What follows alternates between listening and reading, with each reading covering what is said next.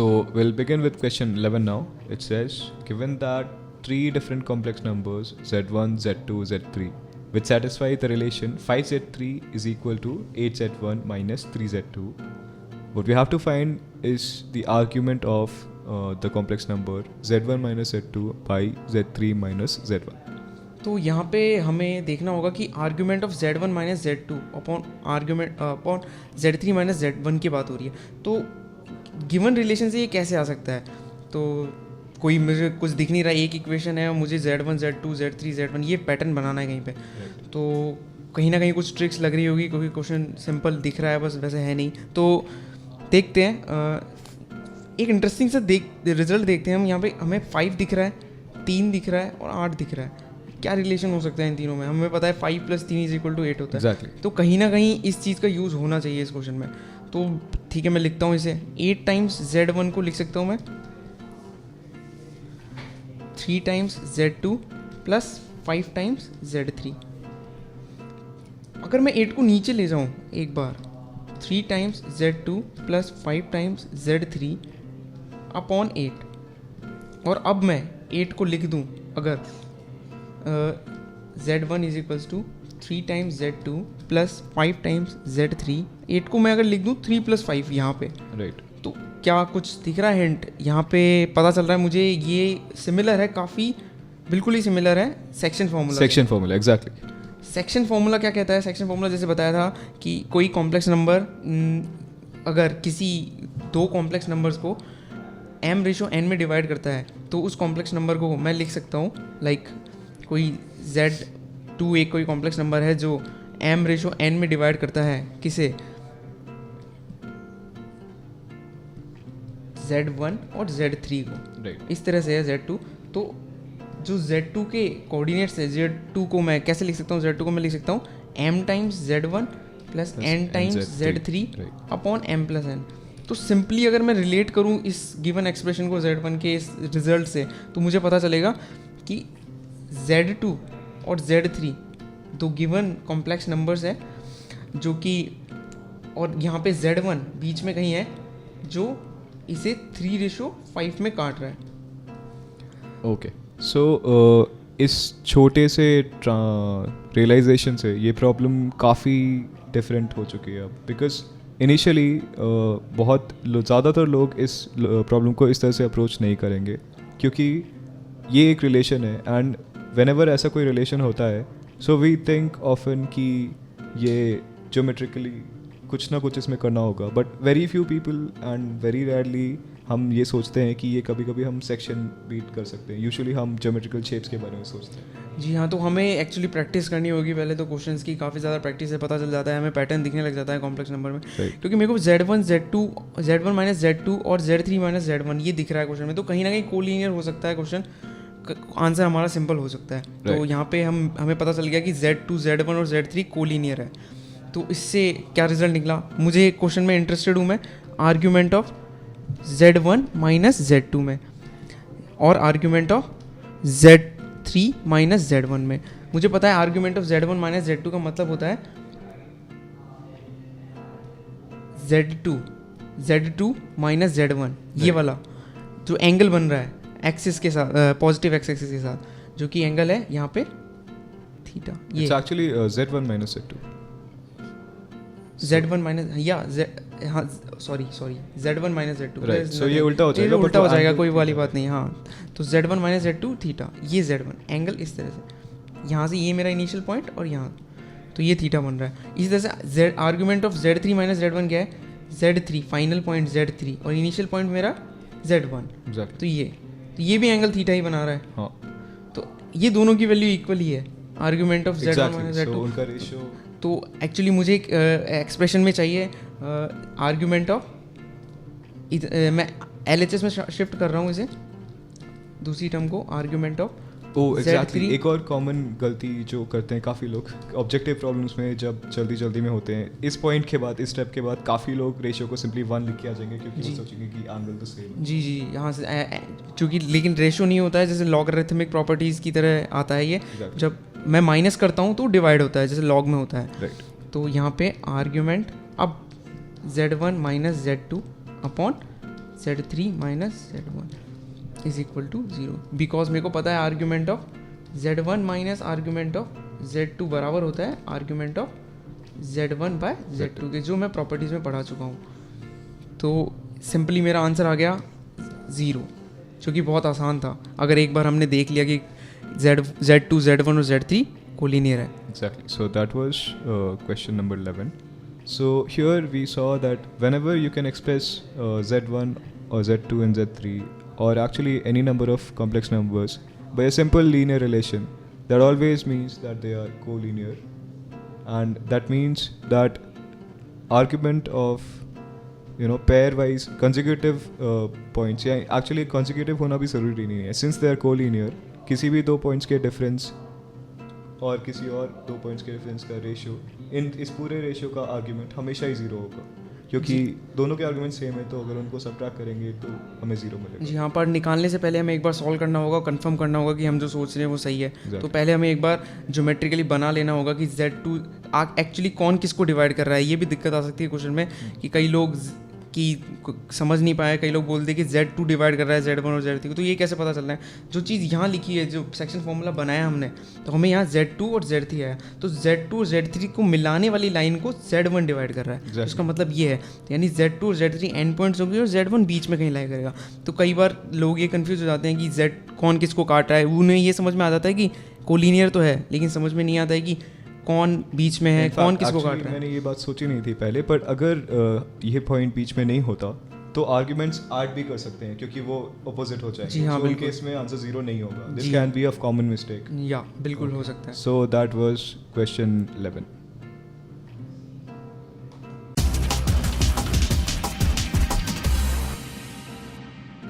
So moving ahead with problem 12, a fairly short problem seemingly. What does mod of z minus z1 plus mod of z minus z2 equal to r represent for different values of r? Now, like, we can see that, and it's the familiar form of an ellipse.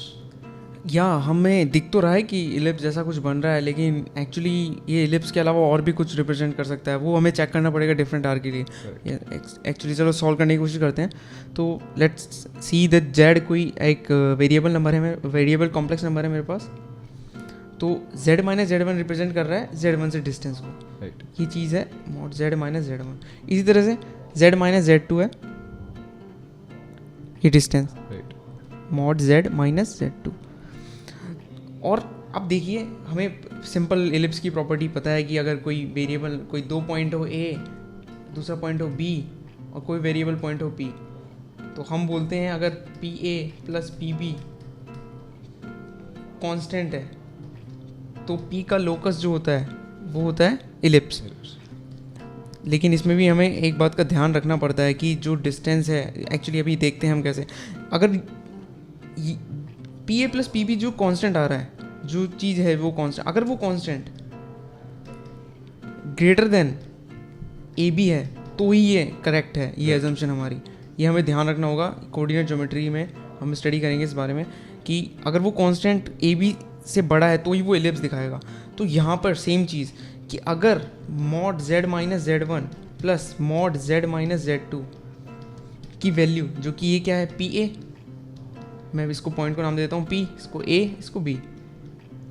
So PA plus PB बड़ा होना चाहिए किससे? Constant तो है ही, जो कि R constant दे रखा है. वो ये मस्त बड़ा भी होना चाहिए किससे? जो डिस्टेंस है AB से. AB एक्चुअली क्या है? AB एक्चुअली है mod of Z1 minus Z2. Okay, so what if ये बड़ा नहीं है, तब क्या क्या पॉसिबिलिटीज हो क्या सकती है? Not in terms of geometry, but ऐसे अभी राइट नाउ हम ब्रांच ऑफ कैसे कर सकते हैं? हम ब्रांच ऑफ तो अभी सिंपली हम देखेंगे, अभी एक स्टेप बाय स्टेप की पता चलेगा हमें कि अगर नहीं हो छोटी तो क्या होगा. यहाँ पे हमें क्वेश्चन एक्चुअली यही है कि हमें पूछा गया कि अगर R डिफरेंट हो, कि R AB से किस तरह रिलेटेड है. अगर R की वैल्यू कम हो गई, R की वैल्यू अगर ज़्यादा है AB से, जैसे कि क्वेश्चन में है, तो ये सिंपली इलिप्स दिखाएगा, हमें कोई दिक्कत ही नहीं है. क्योंकि इस प्रॉब्लम PA प्लस PB हमेशा बड़ा होगा AB से. लेकिन अगर R, मान लीजिए जब दो पॉसिबिलिटी बची, अगर मान लीजिए इक्वल हो जाता है AB के, तो क्या होगा? तो ज्योमेट्रिकली हमें दिख रहा है कि अगर आर की वैल्यू ए बी के बराबर हो जाती है तो P A plus P B is equal to R given है, और आर की वैल्यू क्या है A B. So this is only possible कि ए पॉइंट ये रहा, बी पॉइंट ये रहा, कि पी ए, पी बीच में आए कहीं ए ना, ए और बी के, तभी, क्योंकि P A plus P be given करेगा ए बी. क्योंकि अगर पी ए कहीं और हुआ, जैसे मान लीजिए ऊपर हुआ थोड़ा सा भी, अगर ट्राइंगल बनाने की कोशिश की उसने, तो ए पॉइंट यहाँ, बी पॉइंट यहाँ, ए बी, पी पॉइंट यहाँ, तो पी ए कुछ देगा, पी बी कुछ देगा, और ए बी हमेशा कम होगा. दिख रहा है ज्योमेट्री से कि ये थोड़ी बड़ी वैल्यू आएगी P A plus P B. Actually triangle inequality law. जी हाँ, बिल्कुल वैसे ही यहाँ वैसे भी समझ सकते हैं आपके ट्राइंगुलर इनइक्वालिटी. तो यहाँ पे P A plus P B अगर इक्वल हो जाए ए बी के, तो सिंपली हमें पता चल गया कि P is collinear with A and B. So इस केस में हमें पी का लोकस मिलेगा, लोकस ऑफ पी होगा हमारे पास एक लाइन सेगमेंट, ना कि लाइन, क्योंकि पी सिर्फ लाई कर सकता है ए और बी के बीच में, तो इसलिए मैंने लाइन सेगमेंट बोला है, लाइन नहीं बोला है. तो पी का लोकस हो जाएगा लाइन सेगमेंट अगर आर की वैल्यू, इफ आर की वैल्यू किसके बराबर है, mod of Z1 minus Z2 के. और तीसरा केस जो कि बचा, जो हमें कहेगा कि अगर आर छोटा हो ए बी से, तो इस केस में तो हमें पता है ये सबसे क्रिटिकल केस है कि P A plus P B बराबर हो जाए ए बी के. हम ऐसा कोई केस मान ही नहीं सकते, ऐसा कोई केस पॉसिबल ही नहीं है ज्योमेट्रिकली जिस केस में हमारे पास P A plus P B less than आ जाए ए बी से. क्योंकि ट्राइंगुलर इनइक्वालिटी हमेशा होल्ड करती है. ट्राइंगुलर इनइक्वालिटी कहती है कि हमेशा P A plus P be greater than होता है ए बी के, और इक्वल होता है अगर लाइन सेगमेंट बन जाए. तो ये केस कभी पॉसिबल होगा ही नहीं हमारे पास, क्योंकि ट्राइंगुलर इनइक्वालिटी को ये कॉन्ट्राडिक्ट कर रहा है. तो इस केस में हमारा पी कुछ भी प्रेजेंट नहीं करेगा geometrically, it does not present anything.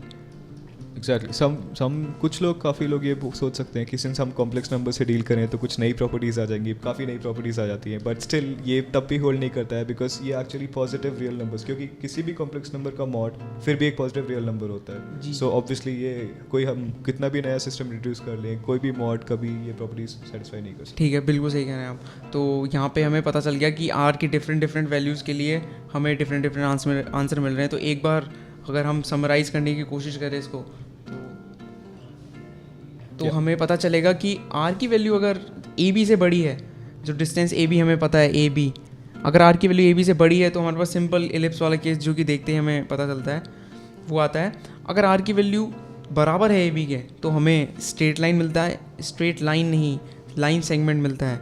ये जनरल आंसर में मिस्टेक हो सकती है, A B C D option में आपको अगर स्ट्रेट लाइन मिल जाए, हमेशा लाइन रहेगा, और लास्ट ऑप्शन हमेशा लाइन सेगमेंट रहेगा. तो अक्सर ये गलती हो सकती है, तो हमें ध्यान देना है कि लाइन सेगमेंट होगा इसका आंसर. एंड देन उसके अलावा हमारे पास एक एस है जो कभी हो ही नहीं सकता, जो केस पॉसिबल नहीं है. Exactly. So that was problem 12.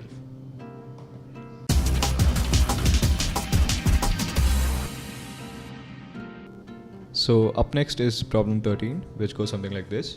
If Z1, Z2, Z3 are complex numbers such that 2 by Z1 equals 1 by Z2 plus 1 by Z3, and Z is a complex number such that it lies on the circle passing through Z1, Z2 and Z3, then we have to find the minimum value of mod of Z. तो ये question related है mod Z की value के ऊपर concentrated है question. तो मुझे कहीं ना कहीं मॉड Z चाहिए क्वेश्चन में. तो मॉड Z एक्चुअली होता क्या है, Z की डिस्टेंस होती है ओरिजिन से, तो ओरिजिन से डिस्टेंस के ऊपर कंसंट्रेटेड है question. So let's try. 2 by Z1 को मैं लिख सकता हूँ 1 by Z1 plus 1 by Z1.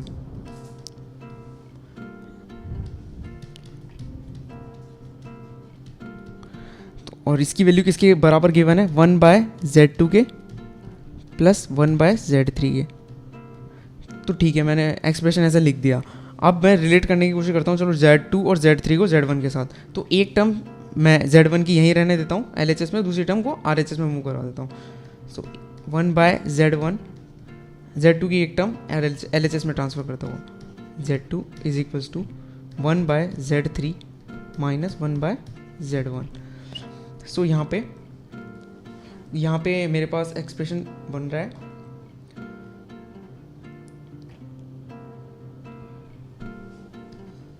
Z1 Z2 जो कि LCM Z2 माइनस Z1 और RHS में बन रहा है Z1 minus Z3 upon Z1 Z3। तो यहाँ पे अब मैं देखूँ दोनों तरफ Z1 नीचे आ रहा है डिनोमिनेटर में, तो Z1 को मैं काट सकता हूँ क्योंकि Z1 जीरो नहीं है, क्योंकि क्वेश्चन में मेरे को 2/Z1 दिए रखा है। Right. तो 2/Z1 अगर एग्जिस्ट कर रहा है तो मस्ट है Z1 जीरो नहीं होगा, नहीं तो 2/Z1 एग्जिस्ट नहीं करता, तो इसलिए मैं Z1 को काट सकता हूँ।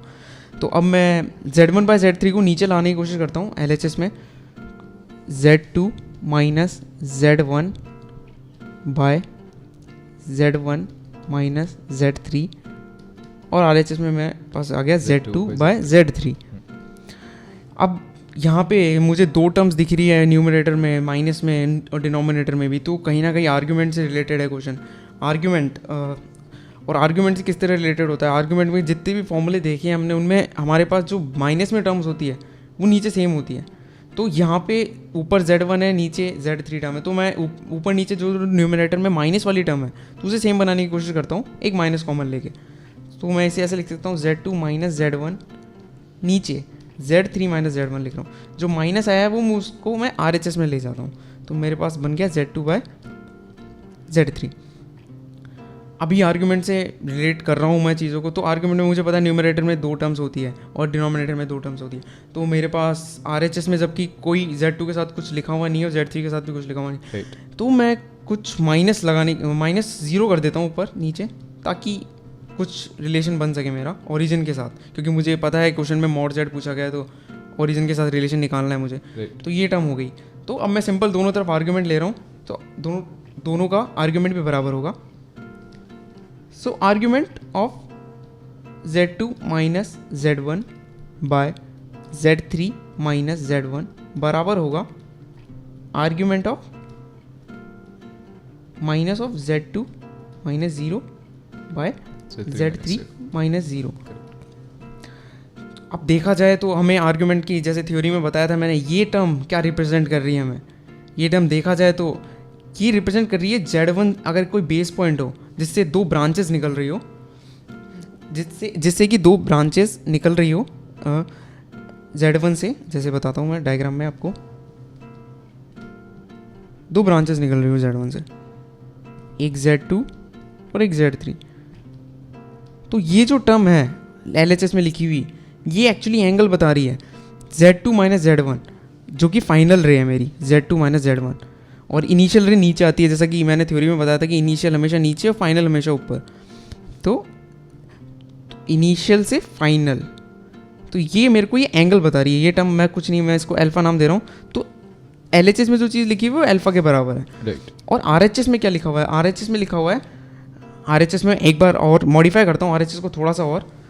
सो RHS को मैं लिख रहा हूँ argument of -1 plus argument of Z2 minus 0 by Z3 minus 0। वो सिंपली मैंने आर्ग्यूमेंट ऑफ Z1 Z2 की प्रॉपर्टी यूज़ की, जिसमें मैं आर्ग्यूमेंट ऑफ Z1 Z2 बराबर होता है argument of Z1 plus argument of Z2। और आर्ग्यूमेंट ऑफ -1 मुझे पता है क्या होता है, पाई।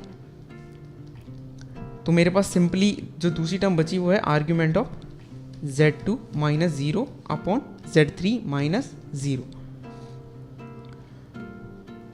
तो यहाँ पे अब मैं देख रहा हूँ ये वाली चीज़ क्या रिप्रेजेंट कर रही है, ये वाली चीज़ रिप्रेजेंट कर रही है ओरिजिन, जहाँ पे बेस पॉइंट हो और उससे 2 ब्रांचेस निकल रही हो, Z2 की और Z3 की।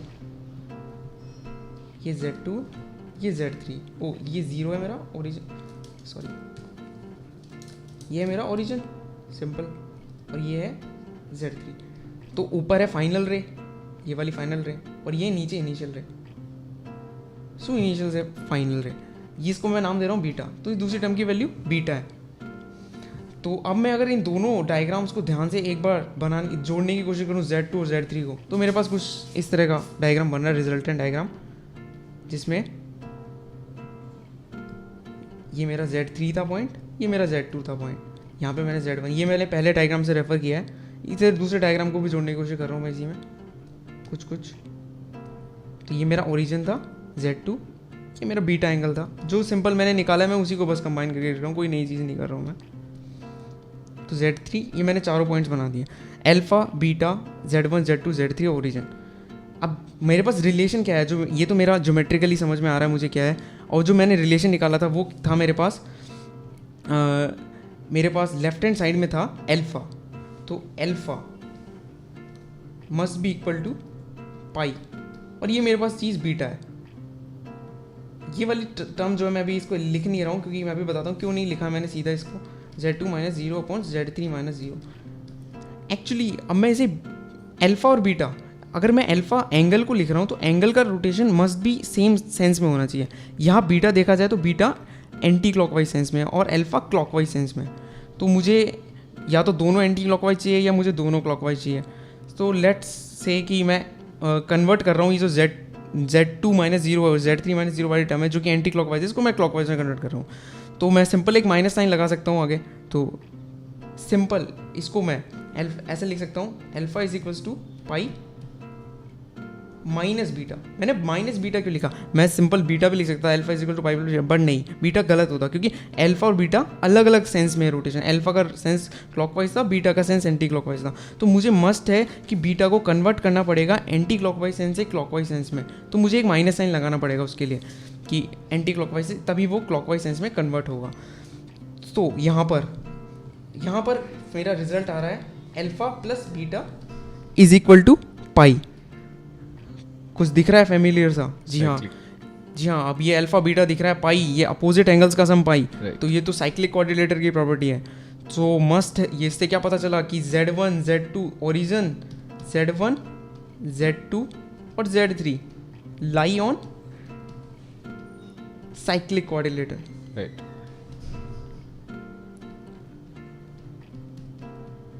तो हमारा क्वेश्चन था ये तीनों एक साइक्लिक कोऑर्डिनेटर पर लाई करेंगे, तो जो सर्कल बनाऊंगा मैं Z1 Z2 और Z3 से पास होता हुआ, वो सर्कल एक्चुअली पास करेगा ओरिजिन से भी। तो यहाँ पे मेरे को पूछा गया था कि मॉड Z की मिनिमम वैल्यू, तो जब मुझे पता चल गया कि Z एक ऐसे सर्कल पे लाई करता है जो ओरिजिन से होके पास होता है, जैसे मैं यहाँ डायग्राम बना के समझा सकता हूँ आपको।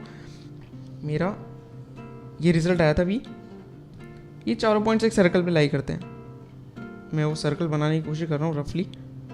ये सर्कल है, ये ओरिजिन था मेरा, यहाँ था मेरा Z1, यहाँ था मेरा Z2, जैसा कि मैंने निकाला था नीचे, मैं उसे ही कॉपी कर रहा हूँ यहाँ पे।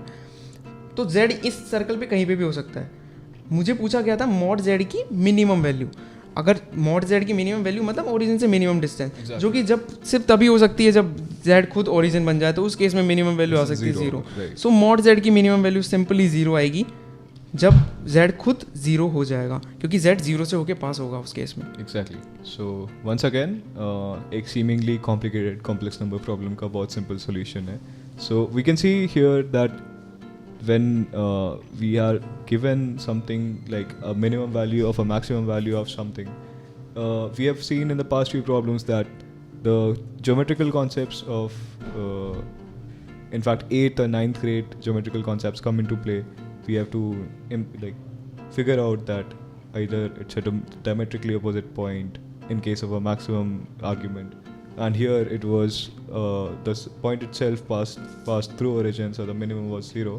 Often that will not be the case, but these problems are fairly common again in JEE, because the thing about such problems is अगर आप ये जल्दी पिक्चर कर सकते हैं कि एक साइक्लिक कोऑर्डिनेटर के स्टेज तक आप तुरंत पहुंच सकते हैं, तो ये प्रॉब्लम एक्चुअली बिल्कुल लंबी नहीं है। जी हाँ, बिल्कुल। अगर आपको पता चल गया एक बार साइक्लिक कोऑर्डिनेटर है, तो आपको एकदम बिल्कुल सीधा पता चल जाएगा कि Z भी उसी सर्कल पे लाई कर रहा है जिस सर्कल पे Z1 और Z2 और Z3 लाई कर रहे हैं। Exactly. तो सिंपली मुझे पता चल जाएगा कि मॉड Z की minimum value in case circle lie नहीं कर रहा होता ओरिजिन पे, तो इन केस सर्कल लाई नहीं कर रहा होता तो ये क्वेश्चन बहुत ही डिफिकल्ट बनता, और हमारे पास इतने सफिशिएंट वेरिएबल नहीं है बताने के लिए क्वेश्चन, तो मस्ट है क्वेश्चन में कुछ ना कुछ और दिया होता हमें वो निकालने के लिए। Okay, minimum value. So in case इस तरह की प्रॉब्लम्स दिखते हैं, तो ये फैली कॉमन है कि इस तरह के ये, जैसे फॉर एग्जांपल यहाँ पे ओरिजिन से पास करना एक बहुत सिंपल सॉल्यूशन हमें दे सकता है, पर अगर ये नहीं होता तो हमारा सॉल्यूशन काफ़ी कॉम्प्लिकेटेड होता है और हमें ज़्यादा वेरिएबल्स चाहिए होते हैं, एज